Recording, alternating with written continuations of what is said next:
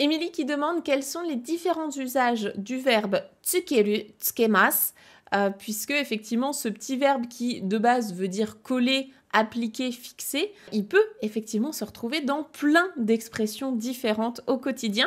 Alors je vais vous renvoyer déjà d'une part vers une précédente vidéo YouTube que j'avais fait sur les 3 verbes tsukeru. En vérité, il y a 3 verbes qui utilisent 3 kanji différents. Ils se prononcent tous tsukeru, tsukemasu, mais ils veulent pas du tout dire la même chose puisqu'il y a 3 kanji différents. Donc déjà, si c'est ça que vous cherchez, je vous renvoie vers cette précédente vidéo.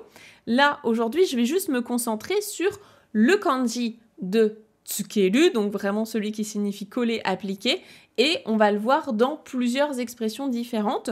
Je vous en ai sélectionné 15 aujourd'hui, mais en vérité, il y en a beaucoup plus. Donc si jamais vous entendez d'autres expressions avec ce verbe, eh bien n'hésitez pas à les partager, comme ça on pourra agrandir la liste tous ensemble. Alors déjà, je vais bien sûr commencer par la signification la plus simple et basique, sa première signification, qui est coller, appliquer quelque chose. C'est le verbe que vous allez retrouver notamment lorsque vous voulez fixer, attacher quelque chose au mur. Donc par exemple, vous voulez fixer une étagère, pourquoi pas. Là, ce sera donc kabe ni. On utilise la particule ni pour dire sur le mur, fixer au mur. Kabe ni tana o tsukeru. Donc fixer une étagère au mur, attacher une étagère au mur. Dans la même optique de prendre quelque chose et le fixer sur autre chose, ça va être également ce verbe-là qu'on peut utiliser pour dire que on va fixer ou coudre un bouton sur une chemise. Donc par exemple, shatsu ni sur une chemise, shatsu ni botan o tsukeru. Donc botan, c'est un bouton. Jusque-là, normalement, c'est un peu cette même logique. En un petit peu plus tiré par les cheveux, on va dire, on a en troisième, je vous ai sélectionné attacher des rideaux, donc mettre des rideaux en fait dans une pièce.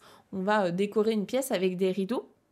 Donc si vous voulez dire poser des rideaux, ce sera donc heya ni katen o tsukeru. Donc heya ni dans une pièce ou dans une chambre, katen ce sont les rideaux et katen o tsukeru c'est donc poser des rideaux. On va chercher un petit peu plus loin. Et on va parler nourriture, puisque si vous utilisez tsukeru dans un contexte de nourriture, ça peut faire référence à ce que vous tartinez sur du pain. Vous direz donc pan ni sur du pain, bata o tsukeru. Bata, c'est le beurre. Bata o tsukeru, donc c'est tartiner du beurre ou bien mettre du beurre sur du pain. Dans cette même optique, mais cette fois appliquée sur le corps, qu'est-ce qu'on pourrait se mettre sur le corps ? Par exemple, de la crème. Si vous vous mettez de la crème sur le visage le matin ou le soir, ce sera donc kao ni sur le visage, kao ni kurimu o tsukeru. Kurimu, donc de la crème, kurimu o tsukeru. Ensuite, toujours dans le domaine un petit peu de l'esthétique, de la beauté, des soins du corps, il y a autre chose qu'on peut se mettre sur le corps, on peut se mettre plein de trucs, mais avec tsukeru, vous pouvez dire que vous mettez du parfum. Et donc là, on commence progressivement quand même à s'éloigner de ce contexte collé, appliqué, parce que du parfum, ça se colle pas vraiment. Donc se mettre du parfum, c'est kousui, le parfum kousui o tsukeru. Kousui o tsukeru. Ensuite, dans un autre contexte, toujours sur le mur, cette fois on va revenir au tout début, qu'est-ce qu'on pourrait coller d'autre sur un mur ? Et bien comme en français, on peut dire coller son oreille. Coller son oreille au mur, donc pour écouter ce qui se passe à côté, on va pouvoir dire donc kabe ni mimi, mimi les oreilles, mimi o tsukeru, donc coller ses oreilles, coller son oreille au mur. Ça c'est assez rigolo comme expression. C'est vraiment comme en français en plus, c'est marrant. Un petit peu plus éloigné de ce contexte de coller, fixer, appliquer. Si vous avez par exemple de la terre, de la boue collée aux chaussures et que vous marchez dans une pièce, dans un couloir, vous allez laisser derrière vous normalement des traces de pas.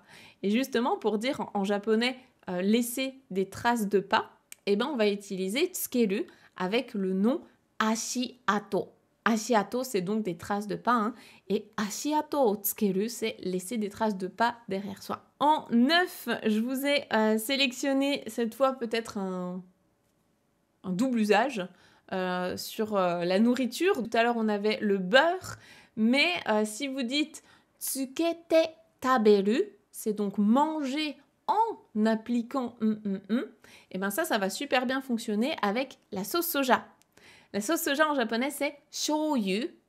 Et si vous voulez dire que quelque chose, comme par exemple les sashimi, se mange en trempant dans la sauce soja et ensuite vous le mangez, eh bien, vous pouvez dire donc shoyu o tsukete taberu. Shoyu o tsukete taberu. Donc je le trempe dans la sauce soja et ensuite je le mange. Donc en français, ça se mange avec de la sauce soja en vérité. Hein. Mais il n'y aura pas cette notion de avec en japonais. Ensuite, un autre usage que vous pouvez voir énormément, notamment si vous vous baladez dans des librairies ou bien même dans des rayons CD, DVD ou autres, le kanji de tsukeru que vous allez retrouver sur des couvertures, par exemple, de magazines ou autres, eh bien, ça veut dire qu'il y a quelque chose qui vient avec.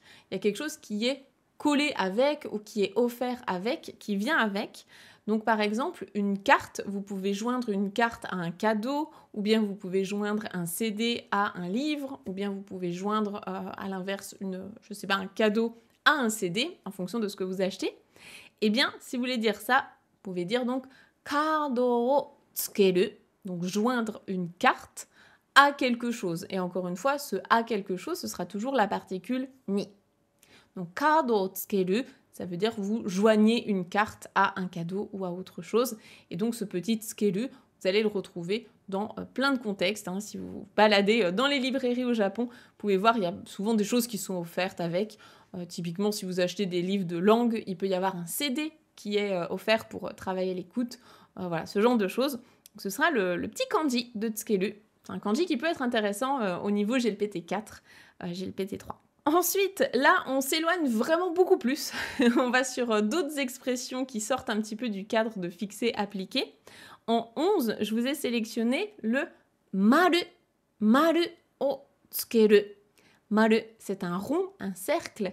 Et quand vous dites donc maru o tsukeru, ça veut dire que vous marquez d'un cercle, vous entourez quelque chose, comme par exemple une bonne réponse ou, je ne sais pas, un nom, un élément sur une feuille. Donc, maru o tsukeru, c'est marqué d'un cercle. En 12, encore une fois, un petit peu plus tiré par les cheveux et on ne peut pas trop deviner ce que ça veut dire, c'est avec le nom Nikki. Nikki, c'est un journal intime ou un journal quotidien dans lequel vous écrivez tout ce que vous voulez. Et donc, Nikki o tsukeru, ça veut dire tenir un journal. Donc, vous écrivez régulièrement dans votre journal. Pareil, si vous dites namae o tsukeru, ça veut dire nommer quelqu'un. Donc littéralement, c'est appliquer un nom sur quelqu'un ou quelque chose. Hein, d'ailleurs, ça marche aussi pour les objets. Mais namae o tsukeru, ça veut dire donner un nom, nommer quelqu'un ou quelque chose. 14, donc l'avant-dernière, je vous avais sélectionné une expression, je pense que vous connaissez déjà bien, mais peut-être que vous l'avez jamais décomposée. C'est l'expression ki o tsukeru, ki o tsukeru, que vous connaissez probablement dans Kyotsukete kudasai. Donc fais attention à toi. Kyotsukete ne, donc fais bien attention à toi. Ki o tsukeru, littéralement, ça veut dire coller, appliquer de l'énergie. Hein, ça a plein de définitions différentes, mais de base, c'est vraiment l'énergie. Donc ki o tsukeru, ça veut dire faire attention, prêter attention. Donc Kyotsukete ne, c'est fais attention à toi. Hein, c'est dans ce sens-là, mais littéralement, c'est coller de l'énergie ou appliquer de l'énergie. Et la dernière expression que je vous ai sélectionnée aujourd'hui, elle m'a fait beaucoup rire quand je l'ai croisée, donc je me suis dit que j'allais vous la mettre dans ce listing, c'est kankokyaku ni gaido o tsukeru. Kankokyaku, ce sont des touristes, hein, des personnes qui font du tourisme dans un pays. Et gaido, c'est un guide, donc un guide touristique. Donc littéralement, c'est coller un guide à des touristes. Donc, c'est tout simplement pouvoir faire accompagner en fait un groupe de touristes par un guide. On leur colle un guide pour qu'ils ne se perdent pas. Donc, c'est assez rigolo. Je trouvais que l'image était marrante. C'est tout simplement donc accompagner des touristes par un guide. Voilà, il y a plein d'autres usages de tsukeru. Je pensais que c'était déjà pas mal de vous donner ces 15-là parce que c'est des expressions qu'on croise vraiment au quotidien. Si vous en avez d'autres, n'hésitez pas à les partager. Hein, ça fera progresser tout le monde. Et puis, en attendant, je vous mets au défi de les retrouver, de les reconnaître hein, lorsque vous écoutez ou croisez du japonais.